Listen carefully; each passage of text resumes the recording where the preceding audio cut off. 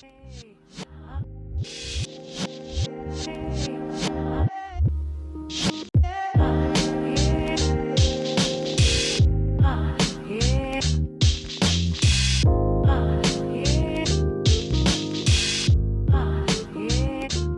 are we gonna do a live viewing of the Suicide Squad? Is that what's happening? I'm just putting this in the background. Oh, that's good. What?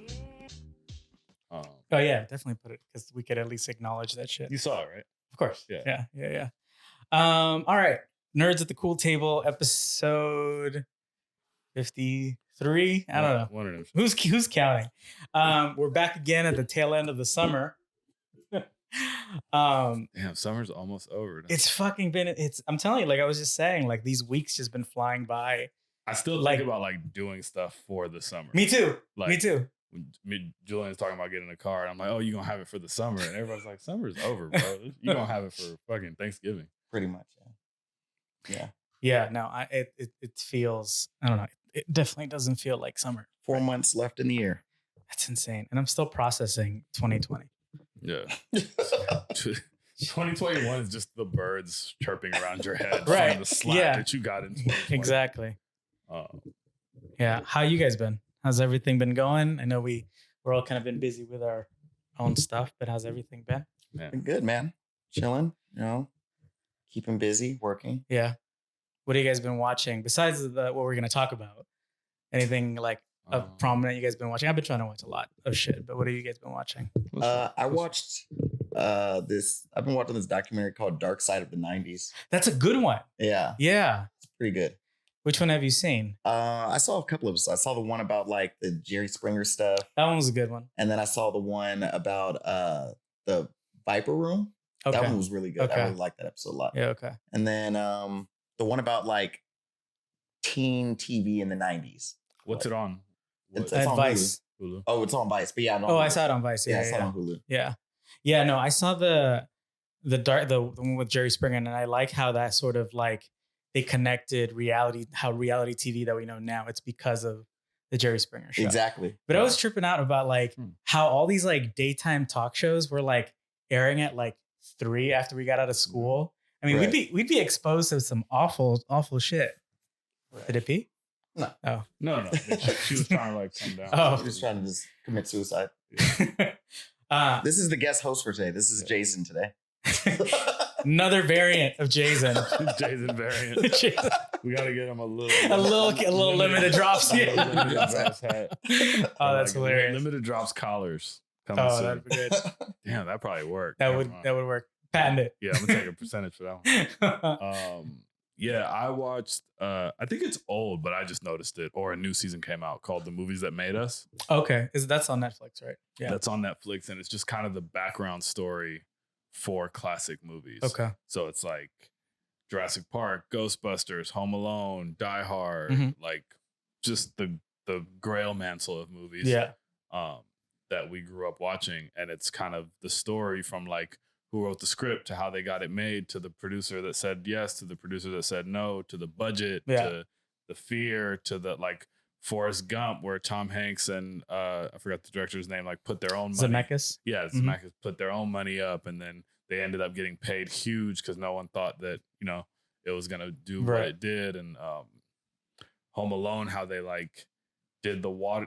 First of all, they filmed Home Alone all in a high school, which I didn't know, and then Home Alone, and then in a high school. I mean, there was exterior shots, but everything interior was in a high school. Oh wow! And even the basement, like water flood scene, was like they built a basement inside the high school's pool, so that they can flood it and then like have the water go somewhere. Like so many interesting things about Pretty Woman being like technically a Disney movie about a prostitute. Like there's so many like different cool background Is stories. this like season 2 or something? I think there's 2 seasons, but they're short. I think each one has like 4 or 5 movies. Okay. But it was really good. It's fun because these are like the movies that are special to me. Right. And all of us. And it's like, it's cool to, because with a lot of these big movies, you kind of see them as they are in their grandiose scale. To unpack them and go like, here's a guy with an idea trying to raise money, like just like we do for our projects. Right. And they got this amount of money and this is how they did this and they struggled with this and this failed. Right. I know. There's Homeward Bound. Which one do you want to talk what movie made you? Because you've been a lot. How old is you now? Like 9 months. 9 weeks. 9 weeks. Yeah, okay. they could So you barely want to move last time they were Suicide here. Squad. Okay. Yeah, no, Gonna pull the cord. You You want to come here? yeah, you farted and shit. Hi. But yeah, it was great. I recommend it if you are of the late 20s, early 30s, and you grew up on those movies. Mm-hmm. I highly recommend kind of getting a peek into how they got made. Yeah, I've been watching something about stuff being made. Disney has a new series called Behind the Attraction. Okay. Which is, I think The Rock produced it as well. But it pretty much every episode. The Rock is getting a little aggressive for me. I'm gonna get to that about The Rock because like I love The Rock. I love The Rock too. But like behind every curtain is The Rock now. Here's the thing about The Rock though, not everything he produced he needs to star in. Mm-hmm. Tell that. And I'm saying that about the Jungle Cruise. Like I haven't seen that. Okay, you haven't seen it, but one of my friends is in it, so we're not gonna trash Jungle Cruise. I'm not trashing it. I don't know what you're gonna say, but we gotta. No, but here's the thing. Here's the thing. Cruise. I'm not trashing it.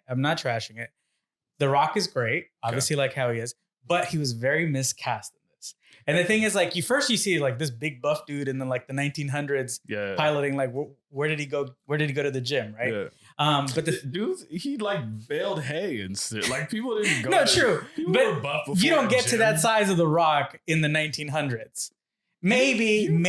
What do you think? Living in the jungle. No, but okay. That's not my point. So my point is, like, he just looks very out of place right from the beginning because you're like, oh my god, you're like, because buff people look out of place in real life. Yeah, exactly. Yeah. You know, but the more you watch the movie, once you get to the movie, like halfway point, you'll realize why he was miscast. And like I said, I'm not going to spoil it since you haven't seen it, which I think you should see it. I will. I'm definitely gonna see it. But it made me think The Rock should just pull a Brad Pitt and just produce a bunch of shit, but he doesn't have to star in it. Yeah. But I'm anyway, sure he does that as well. Yeah, I'm sure. Like this, so like this one, this show that I'm telling you, like Behind the Attraction, he produces it, and the first episode is about the Jungle Cruise, so he does pop out in it. Mm-hmm. But it's kind of cool because it's kind of just like that, the movies that made us, where it explains to you the backstory of these rides and how they came to be, and like it made like the Haunted Mansion episode actually made me appreciate Haunted Mansion a lot more because it's like it's a so it's like old rides. Yeah, like all the rides that are at Disneyland right now. Oh, nice. Yeah. I feel like, but Haunted Mansion is like two types of artists rolled into one. Mm-hmm. You have the crazy Tim Burton type style art, and then you have this like much more serious horror type thing. Down? You know? Yeah. Okay. You trying to get down? Okay. Just like Jason, every once in a while, completely derails the episode. But that's one series I was watching. I'm not done with it yet. But something I recently watched this past weekend, I went to go see The Green Knight. Okay. With I heard about it. Dev Patel. Mm-hmm. Beautiful imagery. I know the story is really old. Yeah. It's like this old Arthurian sort of poem or whatever. But the thing about A24 movies, they all have the same sort of vibe where it's like this crazy, creepy music and like really artistic shots and stuff, really ambiguous type of endings and stuff. But that's the thing that I can't stand with these movies. Their endings are so ambiguous for absolutely no reason. And they know that it's like very like film nerd type of, but like the super pretentious kind. Because then it's like, they know that people are going to go watch it and be like, oh, it's the greatest movie ever. And I'm like, but why? What did I fucking miss? It makes you feel like an idiot. Yeah. It's like an Emperor's New Clothes. Yeah, exactly. But saying that, Dev Patel is amazing. I think that dude should be the next Bond. I could see that. That dude has presence. I could for sure see that. Yeah. So hold on. Let Mateo walk in. You can have him walk in during the episode. People know this is a house. Yeah. There he is. What up? So gang, what'd you get? Smart. Yeah. Yeah. What else is going on? What other shows? What are we talking about today? Well, I guess Suicide Squad because it's the closest one. Well, but we were talking about other things, right? Are we talking about Loki? Did we even talk about Loki? We never talked about Loki. I mean, we talk about it in our group chat, and we like that's why I didn't even write a topic. We talked about Loki. We talked about we talked like the first two episodes. Yeah, but we never talked about. And the funny thing is that like the last episode, we were like, oh, it's not going to be Kang. Like I thought it was going to be a Mephisto situation. Yeah, but Mephisto. But I was proven wrong, and we got Jonathan Majors, who bodied. Dude, that was acting. Yeah, you're watching that. You're like, he was doing like some acting. Yeah, you're like, oh shit, yeah, yeah. He was acting his ass off. Yeah, going into Loki. I mean, I said it before last episode that we did, where I was just like, it's probably my least anticipated, but ended up being the best, the favorite show, the favorite of them all, and it seemed like it has the most consequences that going forward with the rest of the Marvel stuff. It's definitely a key event. Yeah, I didn't see Loki as being like a key event thing. Well, it felt like I originally thought it was only going to be WandaVision. That was the big key. That's what we. I think that's what we all thought. Which it made sense. We're like, all right, cool. That's going to lead to Doctor Strange, which is going to be the big thing. I didn't think how much this Loki, like you said, was going to be the one catalyst that was like, no, this is going to rupture everything. Right. Exactly. And I think, if anything, it even combined with what was happening in the plot and also like Jonathan Majors acting, they gave it weight. There was just something about when he said like, see you soon, that was ominous as fuck. And then you see like all the fucking timelines just splitting in the universe. I was like, yeah, that was good. Yeah, no, that was really dope. What do you guys think? Do you think we're gonna see more of Jonathan Majors before we see him? Hell yeah. Before we see him in Ant-Man and the Wasp? Yeah. You think we'll see other versions of him? So. I think so. I think as an actor, I think what a gift of a role, because he could literally play it so many different ways every single time. Right. Yeah. Because we're not, I mean, I feel like it's going to be a while before we get the full Kang. Which is supposed to be what we're getting in Ant-Man and the Wasp. So and that comes out what, 20? Is it 23? Yeah, I think it's 23. I don't think it's next year. Exactly. I don't think it's next year. It might be 23. Ooh, man. Yeah. And what a gold mine they found with him. Because what other actor very few actors can give you multiple personalities of the same character. Yeah. February 17, 2023. So early, a couple days before my birthday. Right. There you go. 23. Yeah. So, but yeah. Yeah. You think we'll see other versions of the I think so. I don't know variant. where. I mean, where do you think we might see? I think we'll maybe Doctor Strange. We might see something. Okay. I think we'll see some version. Now, I mean, it's like it's different from like the looming like Thanos. Yeah. That was like behind the curtain. Now right. It's like they can play it so many different ways by having if not Jonathan Majors himself, maybe we'll see like just things that King has changed. Okay. You know, like those little teasers that were in that world that in the void. Yeah, in the void. Like you saw the Avengers building and it wasn't owned by the Avengers. It was owned by Q Tech. Yeah, it was it was Kang, right? Yeah, and that's like owned by Kang or a version of Kang, like stuff like that. Isn't there like an Iron Lad? Iron Lad, yeah. They'll definitely probably see him too. Yeah. I mean, especially since we're getting those hints of young Avengers. Exactly. Might. Yeah. But do you think if we're getting Iron Lad, do you think we'll get Jonathan Majors playing? I think they would get like a child actor. They're gonna de-age him. Yeah. I would probably get like a child. I would hope not. I would. Yeah. They'd get a child like actor. A child actor. Different actor. Yeah. Yeah. I can see that. Yeah. I mean, we did like that's another thing about Loki is that we talked about this last time, and I feel like we're now everything we sort of theorized then we can it's confirmed now is that anything is possible now. Mm-hmm. Like I remember you said something along the lines of like now they can cast a whole other Iron Man actor to do another Iron Man because now everything is possible, you know? Yeah. And it just kind of when that world opened up, it's like, okay, so now every single Marvel movie is canon. Yeah. Especially with seeing all that shit thrown around. It sounds like the Demi-Gordy. Yeah. So I don't know. I mean, I'm like, if anything, now I'm just excited for the potential. Like, if anything, what that did was just like, it just opened up the world. My only thought against Loki is that I feel like they did abandon his story just to give us that setup. Sacrifice worth it. True. But there was like, I guess there's something about like seeing this villain have this sort of redemption arc and kind of knowing himself fully. And then all of a sudden it's just like, oh wait, there's a other thing bigger than you. Yeah. Mm-hmm. But I still think he got his redemption. I think we got to see a side of Loki where it wasn't just mischief for the sake of mischief. Mm-hmm. And there was intention behind it. And there were there was some moral value compass system working. Right. And I don't think that's gone. I mean, I think it's just to scale.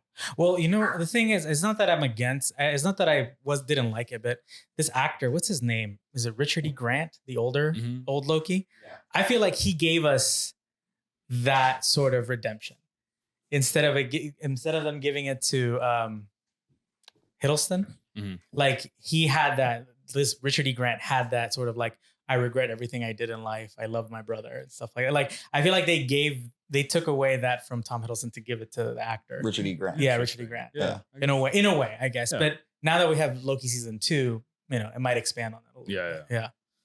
I was about to say something else about Loki. What's crazy? Sorry, I don't want to. So you keep thinking about what you're gonna say. Yeah. But I was gonna say that like, thank God for like channels like New Rockstars, because I feel like all the extra work that we would take to try to research all this shit, they just like aggregate it for you, and you're just like, all right, cool. I got it. I figured it out. Easy enough. Yeah. Yeah. Whenever I talk to people, I just tell them like, just look at this. Same way. Yeah. Same way. It's like, because even me, like, even I learn new shit from them. For sure. Yeah. They have a whole team. Yeah. I wonder, just pausing on, look, I wonder how many people they have. Do you think, I forgot the main guy's name. Eric. Do you Eric think Voss. he's the one doing everything? I don't think so, but they do have a team. Okay. They do for sure have a team. Like, I don't think it's the same for every YouTube channel, but I recently saw this studio tour for this YouTuber called Marcus Brownlee. He's like a tech YouTuber or whatever. He did like a tour of his office and everything. He literally has like 10 guys on his staff. Yeah. And on camera, it's just him. And I was just like, oh, now it makes sense why everything looks amazing and perfect. Yeah. I mean, like, 10 guys. You gotta remember, man, this is not 2010 YouTube. Like these channels are businesses. Yeah, they're full on media and companies. They're media companies. Yeah. They're full, even the ones you don't like. Yeah. Even the annoying kid who's like doing pranks in a McLaren. Yeah. Like, he's a fully functioning business. Big up to you, New Rockstars. And, shout out to them. So these are, and I wouldn't be surprised if like we come to an era where these are respectable media companies. Yeah. And give them 5 or 10 years, and there'll be plenty of stuff sprouting. Right. Actually, 5 or 10 years is way too long. Right. 2 years, a year, and there will be full on, media companies sprouting from that. I've realized, like, growing into my old head phase of just like don't count anything out. Yeah. Don't roll your eyes at anybody. No, not at all. There's something there. Yeah. No, but to answer your question, I really do think he has a team. Yeah. It's definitely not just like him. Because the speed at what they put out is insane. Yeah. It's literally crazy. like days. I just finished watching it. Yeah. Them and the Screen Crush guy. Yeah. I like him too. Yeah, them too. Yeah. Both of you guys, good work. Shout out to you. Yeah. What else? Any other thoughts on Loki besides that hasn't been said already online or just opinions or anything? It's gotten me ready. It got me more excited for What If? No? Yes, actually, yes. Yeah. I will say it has gotten me more excited for What If, because at first I was like, well, what does this have to do with anything? But now watching that, it has to do with everything. Yeah. So I'm like, okay, now I kind of care about this a lot more. Yeah. And it's got me more excited about Multiverse of Madness, because now Loki is going to be in that too. Yeah.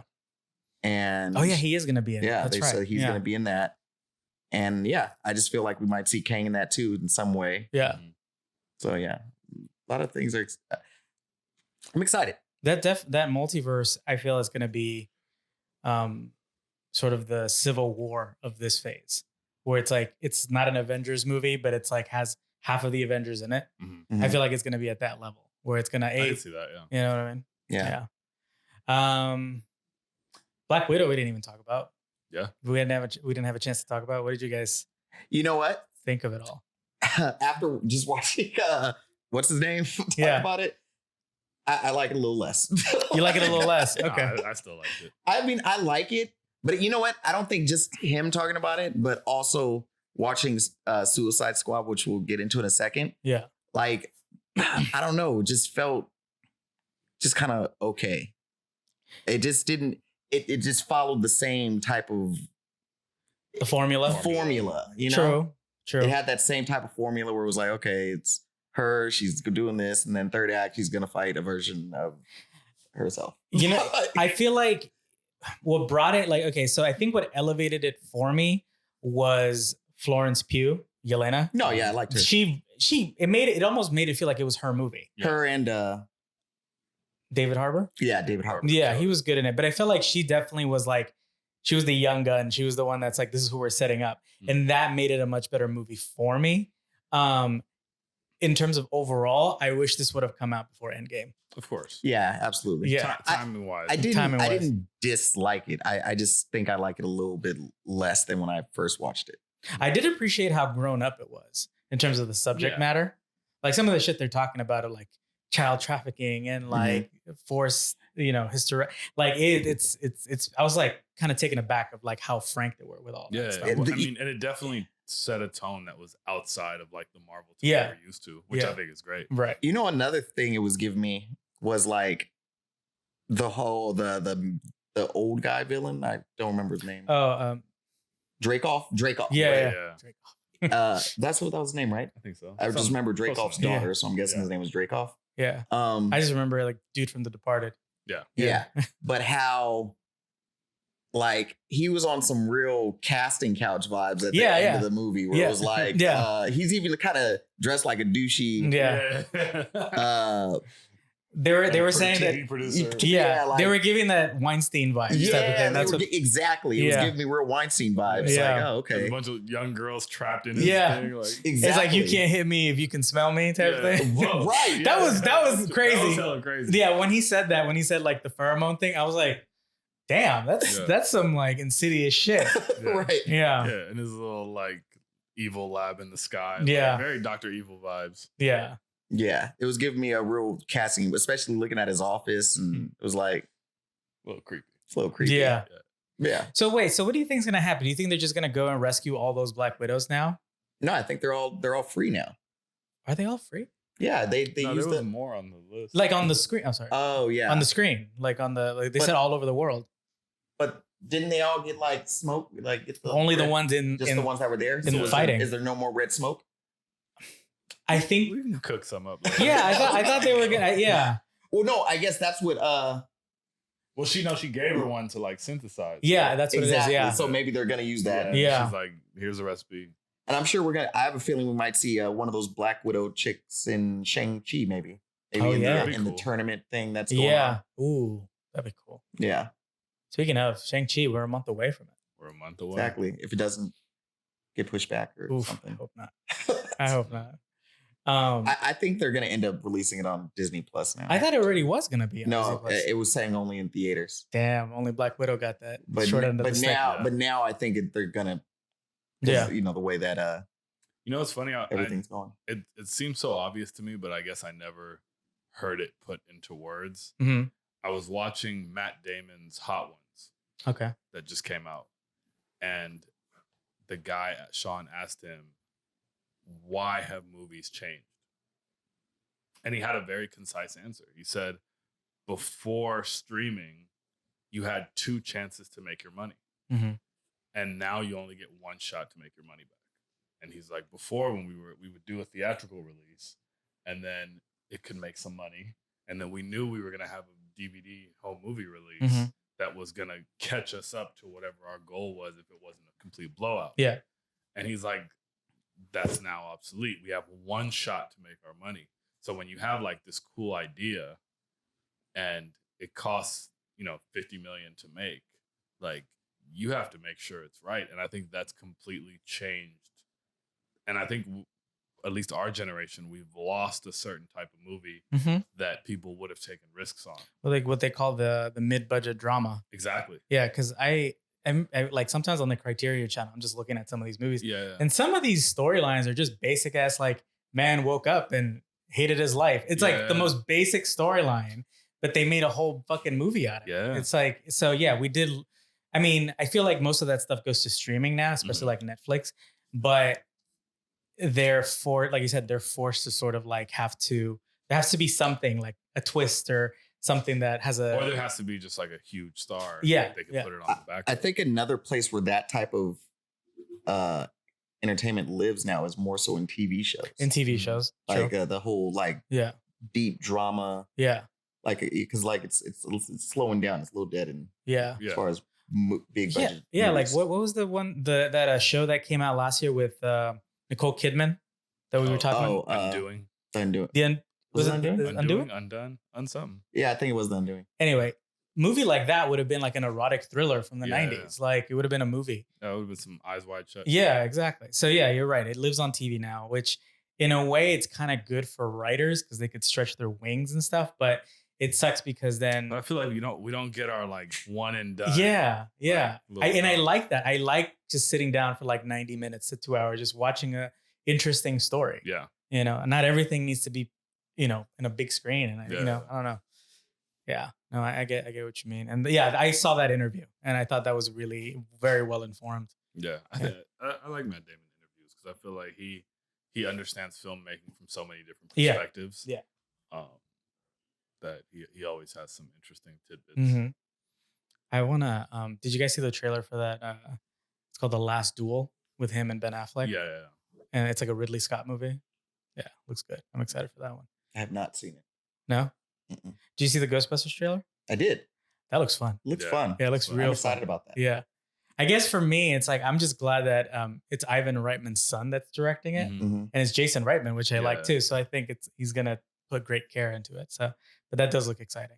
It looks like it's the same monsters from the first movie. Yes. Yeah, it does. It does. Or ghosts.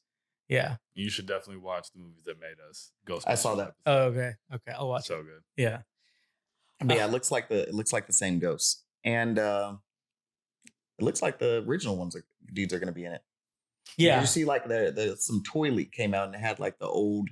Oh really? Yeah, it had like the old Ghostbusters. It had like Bill Murray and all them. At the end of so probably they are because I think at the end of the trailer I think Dan Aykroyd. That was Dan Aykroyd. Yeah, is in it. Yeah, that's fun. I'm excited for that. Yeah, it looks good.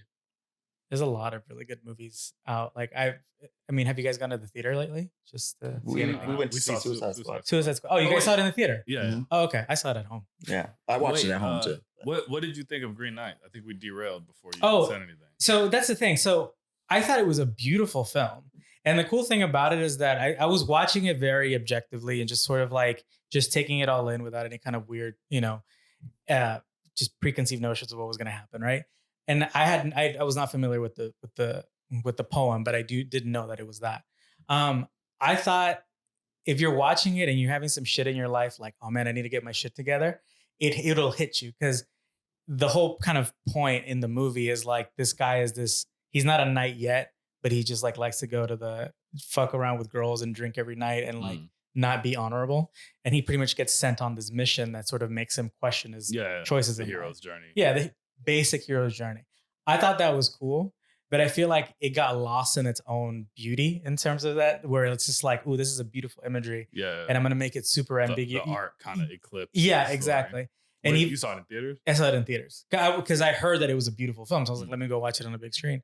Yeah, I thought it was cool, but I hated that I had to go and research it after the fact. Yeah. Makes sense. Yeah. But I think I wouldn't watch it again. I'd watch it at home again, but not in the theater again. Noted. Should we get to the meat and potatoes? Yeah, let's get to Suicide Squad. Which we have playing in the background right now, which I think is good because we could reference things that we see. Yeah. Julian, what'd you think of it? I loved it.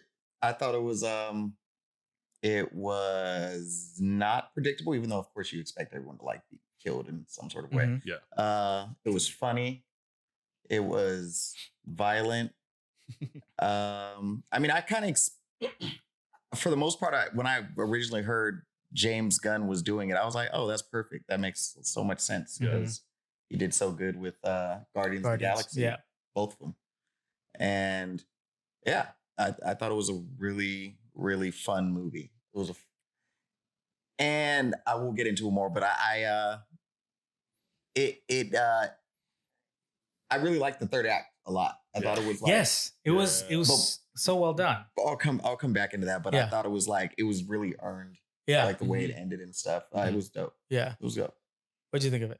I loved it.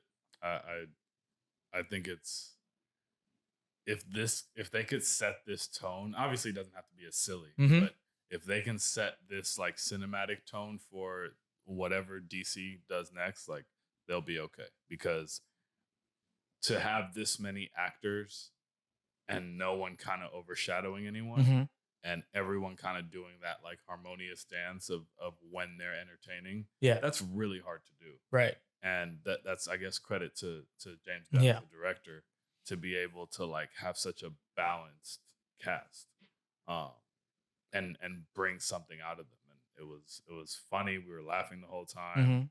It was ridiculous. Yeah. There were so many things that were like so over the top, and they ended up being still made sense. Yeah.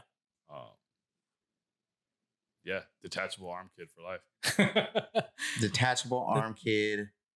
The weasel. A weasel. Weasel made me feel weird. I think it was uncomfortable. I don't know. There was something about everybody was like, "Fuck that guy." I think it was like the long arm, short torso thing where he's just like, ugh, yeah.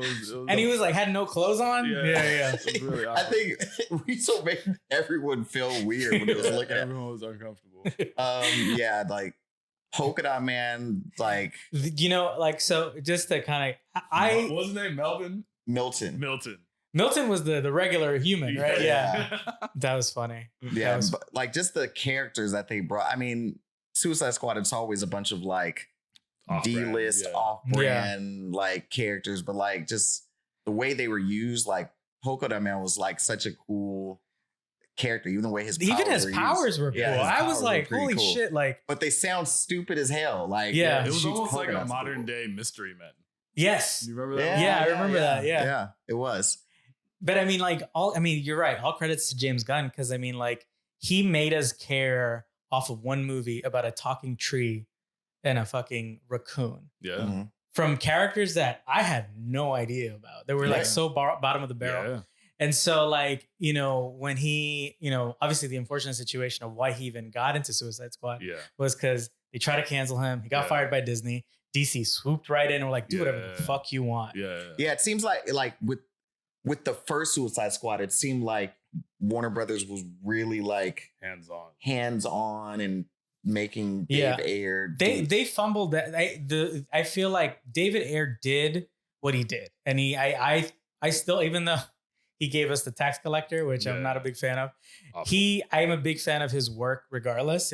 He did a great job with Fury. Remember that one movie? So I trusted his judgment.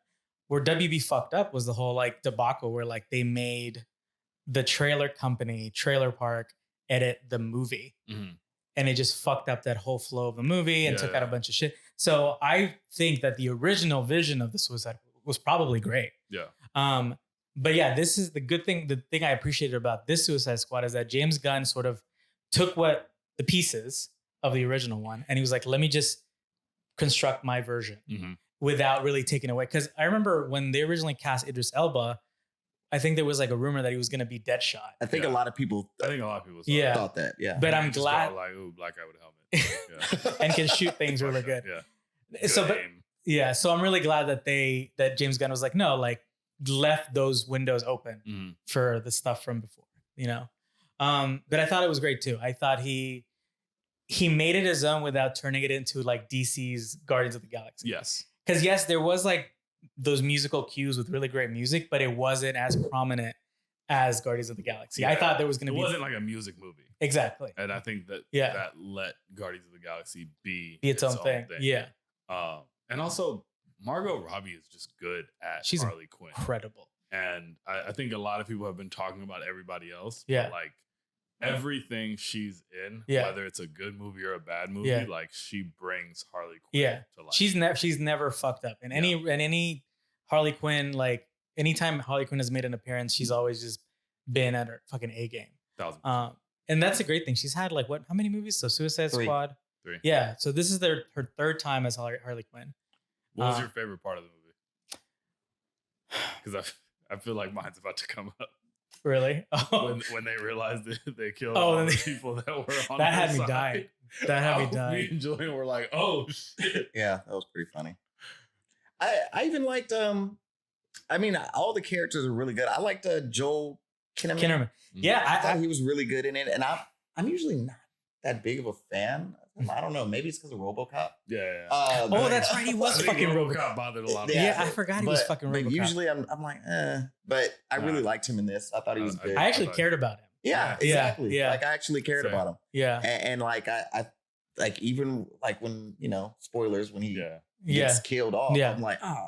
Yeah. I was kind of bummed because I was hoping that he'd come back for another one. Exactly. So, yeah. But all the characters brought some like Peacemaker was really dope. Yeah. And it was such a good. John Cena was fucking hilarious. Yeah, he was incredible. And the pace of his reveal was so good. Yeah. Because like it wasn't a sharp turn. Yeah. It was just kind of like it was a gradual gradual growth into like, oh, this is our enemy. Yeah. Yeah. Wait, what do you mean?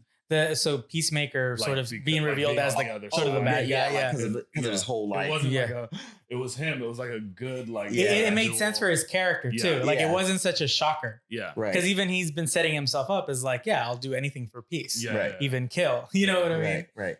Which gets me excited for his show. Mm-hmm. Yeah. Because at first, like, I mean, we're spoiling. If you're listening to this, you've already seen it.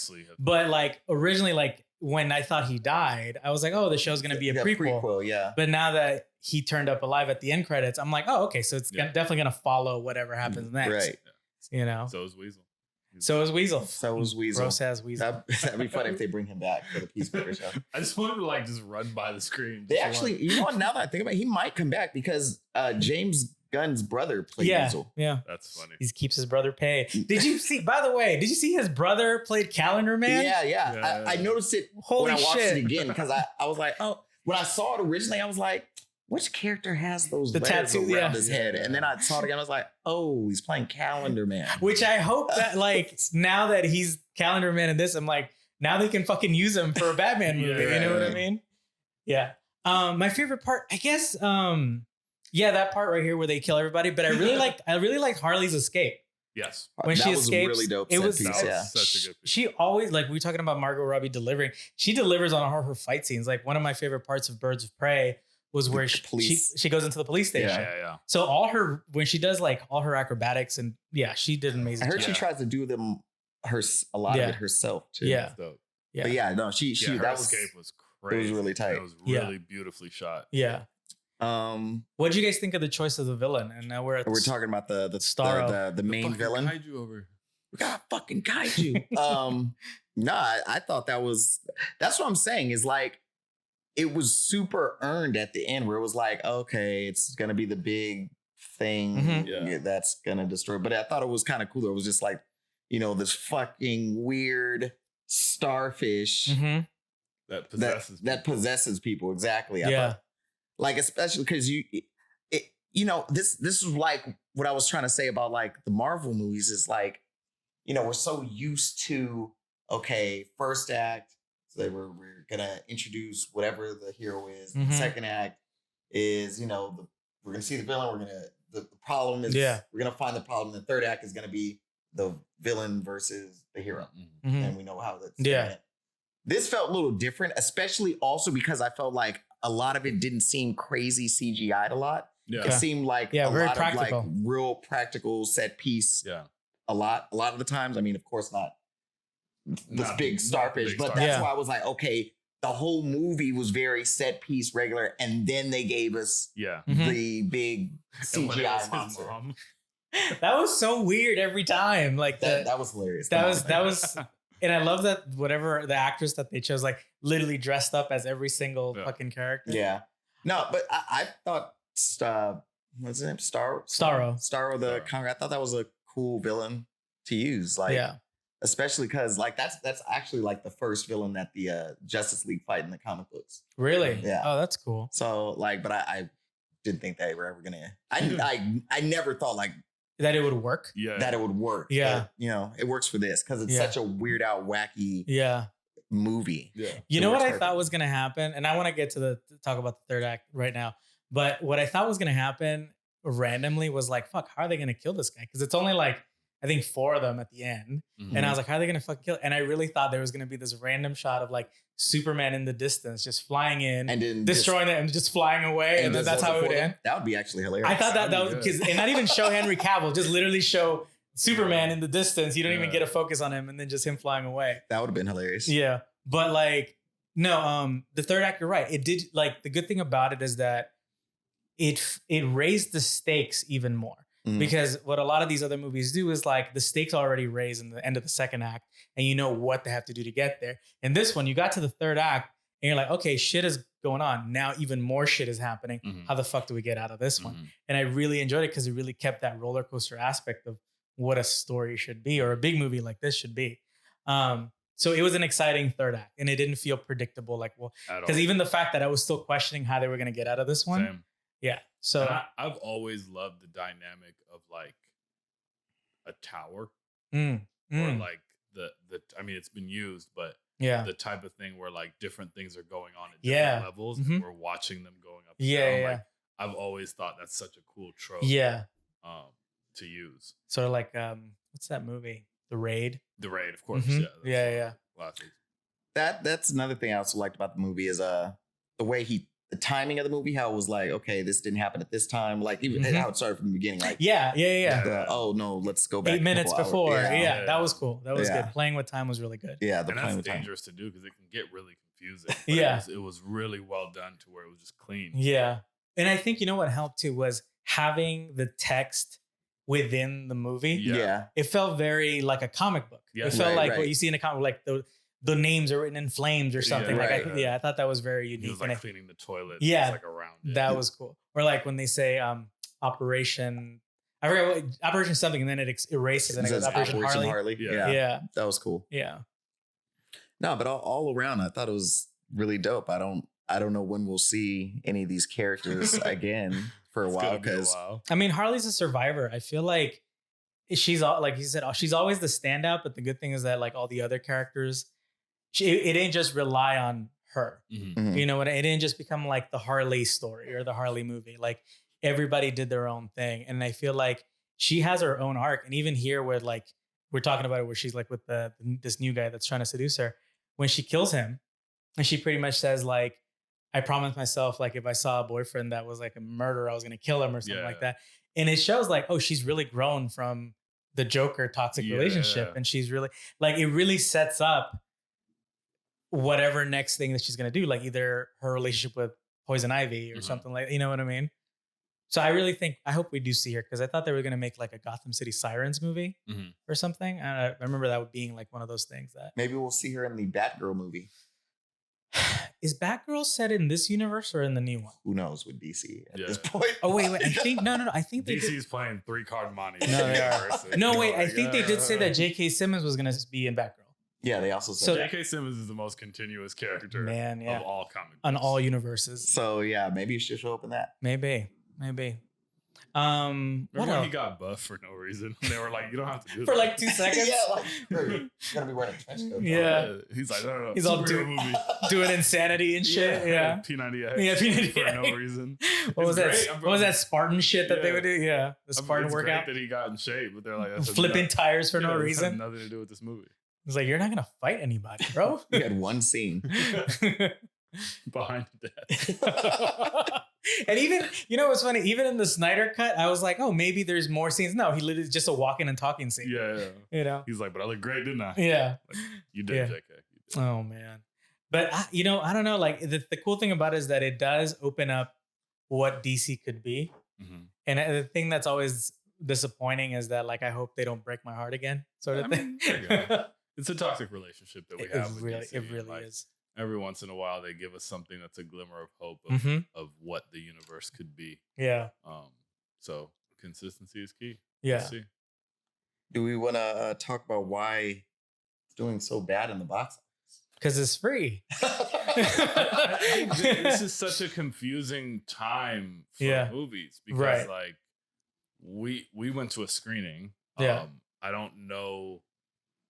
Is it? It's playing in theaters. Yeah, it is. And then it's free here. Yeah, it's free on HBO. Like, that's technically not, but it kind of is. If you're gonna give people the option to go to a theater I don't think you should ever give them the option to watch it at home at the same time. Those two things, because for everyone who's on the fence, they're always just going to be like, well, I'll watch it at home. And you're taking away such a big, and I feel like even if you give them a little bit, like, hey, it's in theaters for the first month, that'll get enough people to be like, well, I want to watch it. Yeah. But if you bring them out at the same time, like that, you're shooting yourself in the foot. Yeah, it is. Like you said, it's a really confusing time.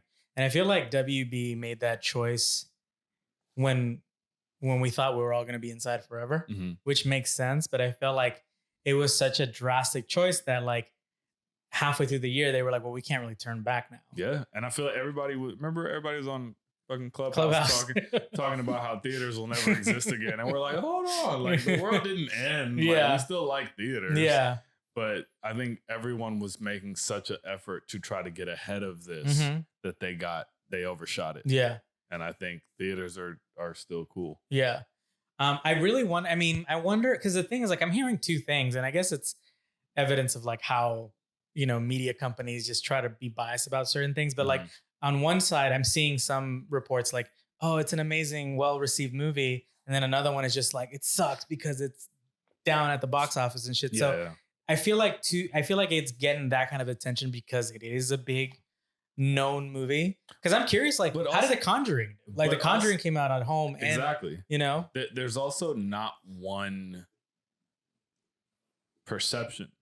Like, perspective is everything. And I remember I was watching, it's completely unrelated, but it'll make sense when I finish. This Tyler, the Creator interview with Hot 97. Great interview. The recent one, right? Yeah. Great interview.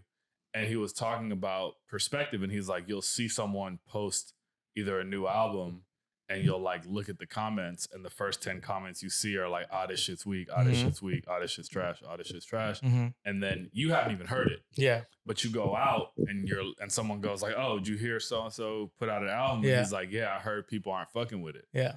And now like this thing is being passed along as a truth fact. Or as a fact. Right. And and I guess you're right and wrong because in your bubble, or maybe your just group of friends didn't like it. So now it's like, the streets didn't like it. Like your 4 friends are the unanimous approach of the streets. So I think the same thing's happening with films where like, we could like it. And then there could be a group of people who are like, like it was too much. And then they tell someone, they're like, I heard people thought it was too much. And like, so, and I think because like even Rotten Tomatoes and all those things, like they've kind of lost their luster as far as like the gauge. Because I remember like when you heard something is great on Rotten Tomatoes, you were like, oh, it's good because there was like a uniform response. Right. Now I've disagreed, and it's like, and it'll always say like 80 critics, 40 audience. And I'm like, well, what the fuck does that mean? Yeah. Like, it's so different. Right. Like, and so is it good? Like, just tell me if it's good. Yeah. Go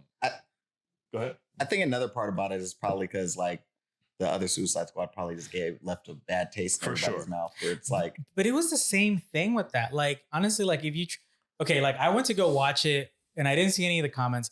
And for me, I'm such a sucker for connectivity in the universes that the fact that Batman was in it was so cool to me. And like, I was like, all right, cool. This is just an off story. And I enjoyed it for that reason. I hated that they cut out the Joker for an extended period of time. But I feel like that's what happened with those movies, is that because 5-10 people said, I thought it was trash, then it built that consensus. You know what I mean? And so like, I feel like with this one, it's having much more positive few people, but I'm just like, it's maybe I don't know. It's positive in our bubble, but right? Exactly. It's almost like consensus has its own marketing, right? And the idea of how it's perceived is it's like a separate thing, right? And it's either like it's cool to make fun of, right, or it's cool to like it. That's a big thing too. It's like things being cool to be like it being cool to make fun of, and I feel like that. I mean, it definitely hurts movies a bit, and it hurts like the discourse because there's no actual discussion. It's just more like everything is a fucking meme now. You know what I mean? But like we also can't tell. Like my first thought is to go, man, so many people put blood, sweat, and tears into this project. Absolutely, yeah. And especially since we've kind of worked in these industries, we know how hard it is for sure to make something and finish it. Right. That you're like, nah, like you can't just disrespect these people and just like brush it off on a whim. Right. But we do it all the time. Right. And at the end of the day, no one's watching it going like, oh, like the gaffer was great. Right. They're just like, is it good or is it bad? And like, yeah. And I think it's kind of like an easy bake, like express opinion rather than giving things the respect of giving them a thorough opinion. Yeah. Yeah. But that's where we are now, and my rant isn't gonna fix that. But that was another thing too, and like this happened during when Space Jam came out, the new one. We didn't get a chance to talk about it on the show, or we're not really gonna talk about it. But I kind of was annoyed at the discourse that was happening because it didn't allow for discussion because people kept brushing it off as like, well, it's a kids movie. Yeah. And my criticism was some of the references in the movie. No fucking kid is going to get him. And it's not even done in a way like Animaniacs used to do. Animaniacs used to adapt adult content for kids to consume, like the Goodfellas. I never saw the Goodfellas until like after I had known about Animaniacs. Yeah. So they adapt it. Here in Space Jam, they just toss everything in. And so my argument was like, well, who's this for? Yeah. And people are like, oh, it's for kids. Well, like, no, this Space Jam was clearly made for nostalgia purposes for people who grew up with the one in '96. No. And because there was no room for like argument with it for some reason. And I felt like I was like, okay, there needs to be, I was like, I'm not criticizing the movie. I thought it was well made, but there needs to be like a in-between point where people can actually discuss it. Yeah. But also like not be like, oh, because LeBron made it, it's amazing. Like LeBron's great. I didn't think he was that bad of an actor. I'm not even criticizing his performance. I don't know. That's my thought on what you were trying to say. I feel you. Yeah. Yeah. Movies. So what else did we want to talk about with Suicide Squad? I mean, like, I really enjoyed King Shark having such a prominent sort of role in this, and a role that I was like I actually got worried for him many times because I thought he was gonna die. I definitely thought he was gonna be. Yeah, I thought with the little baby fishes. Yeah, when they start eating him. I was like, oh, he's done. There. Yeah, I thought that too. Yeah, because I really want to see sort of like an adaptation of like the Harley Quinn animated series with King Shark as like her roommate. Yeah. You know, we didn't talk about the rat catcher character. So yeah, she's the one who stole the show. Yeah. She was like the cyborg of this one. She was like the heart of the whole thing. And I thought, I mean, even that sort of ending where we kind of see the flashback to her and her dad, who turns out to be fucking Taika. I thought that was great. I thought her character Taika as Sweeney Todd for some right. reason. So random. That's true. That's really true. It's like, did you just make Pinocchio? What is this set in? Like his clothing looked like fucking Oliver Twist. Yeah, exactly. Yeah. What'd you guys think of her? She was incredible. Yeah, she was really dope. She was really good.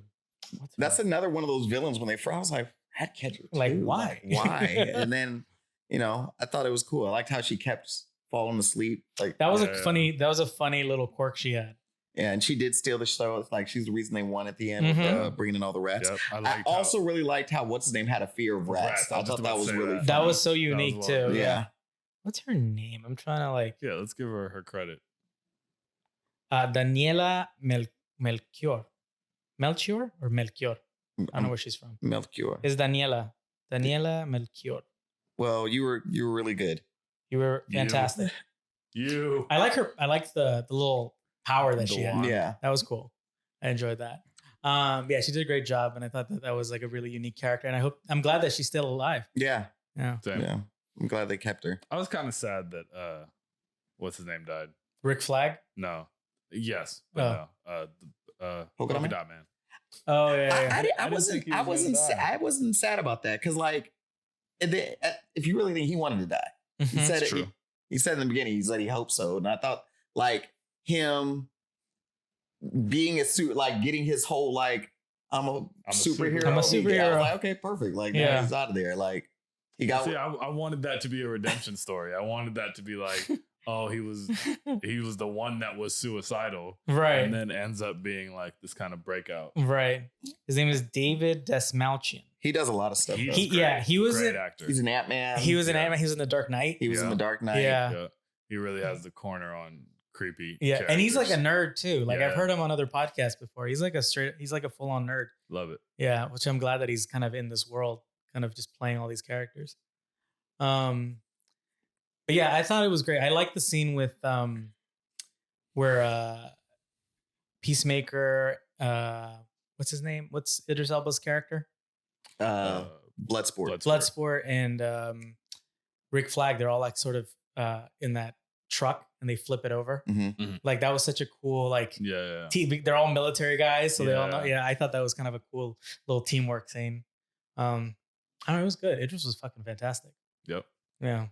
I loved his suit and like how everything sort of is a gun together. Yeah, that was everything. It was like Inspector Gadget. Yeah, and I love shit like that. Didn't somebody call him that? Yeah. And I like when he was like checking everything and they were all exhausted. He exhausted every resource. Yeah. See, I didn't even know. I couldn't even tell. I didn't even notice that. Yeah. I think at that point you went to the bathroom, so you didn't really see that part. But I couldn't even see that it was Taika. I didn't make that connection. I think I saw that it was Taika. The suit is cool though. Yeah. But yeah, no, it was well, what do you guys rate it out of 5 stars? Out of 5? I definitely give it like a 4. Oh no, now I can see it's Taika. I give it like a 4, 4.5. Yeah, I give it a. It was enjoyable. I definitely. 4. I'm not saying 4.5. Saying 4. Yeah, I'll give it a 4. Yeah, 4.5 because I feel like James Gunn did what he did with something that I don't think with limited resources. We didn't expect it. I definitely hope that he does another one and brings in Bane. I really want to see him. Dave Bautista wants to play Bane. Yeah, he would be great as Bane. Yeah, he would. Did you see Mantis was in this? Yes. She was like one of the dancers. One of those people I noticed when I watched it the second time. When I was looking at it the first one, I was like, she looks familiar. Yeah. And then the second I was like, oh, it's Mantis. Yeah. Yeah, she was like a dancer. That was funny. Yeah.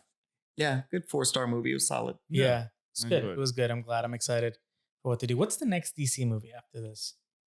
Is it Flash? Or maybe. I don't know. Things like that. Their DC's own multiverse movie coming out.